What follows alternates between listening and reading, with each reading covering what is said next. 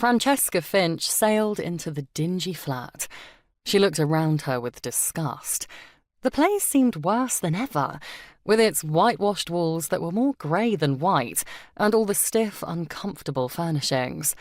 Drab curtains hung where there ought to have been doors. The fire smoked, and the lone window was cracked, so that no matter how many rags they stuffed into the sill, a knife-edged draught still sliced through. "What happened, Fran?" Jack turned down one corner of the paper he was reading to look at her. He sat in front of their tiny hearth, with his feet propped up on the hob. A teapot and a plate of sandwiches waited on the table at his elbow. Apparently impervious to the cold, he was in just his waistcoat, shirt sleeves, and stocking feet. "Did you find the girl?" "Yes, I found her." Francesca jerked at the fingers of her black gloves. "For all the good it does us." She tossed the gloves onto the horsehair sofa and sent her black bonnet sailing after them. "Can't say I like the sound of that," said Jack. Jack Beecham was a handsome man, in a raw, unpolished way.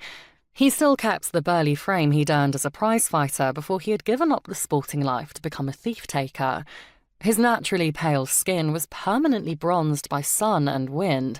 His hands were scarred and calloused, and his long nose was crooked.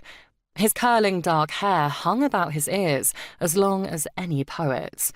The combination gave him a roguish, dangerous look, like a highwayman from the old days.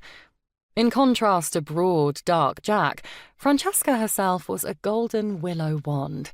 She'd the luck to be born with bright blonde hair and lively blue eyes. Her mother said her face would be her fortune, but Francesca quickly learned that beauty, and the men it attracted, were not to be depended on. So she'd set about acquiring a set of skills to add on to her pretty looks. She gained her polish from a lady's maid who had fallen on hard times and was happy to give lessons in exchange for gin money.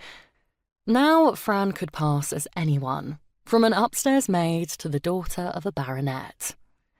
"Well, maybe sister of a baronet these days," she thought irritably. "It turns out the plaguey little creature managed to run to a friend, some serving girl, and collapsed just as she got there." Francesca dropped gracelessly onto the shabby settee, letting her arms and legs sprawl wide. "Before I could get proper hold of her, the girl's mistress showed up and whisked her away." Which was what truly infuriated her. She'd stood there and let this little chit be snatched, quite literally out of her grasp. "I should have said I was her aunt or sister or any blasted thing. I never should have let 'em bundle her off so easily." "But you followed them?" Jack prompted. "I didn't need to," Fran said, more to the ceiling than to him. "I know where they went." "Then what's the trouble?" "The mistress of this serving girl is the ever-so-troublesome Miss Rosalind Thorne." "Who?" Jack cocked a curious brow at her. Fran pushed herself upright.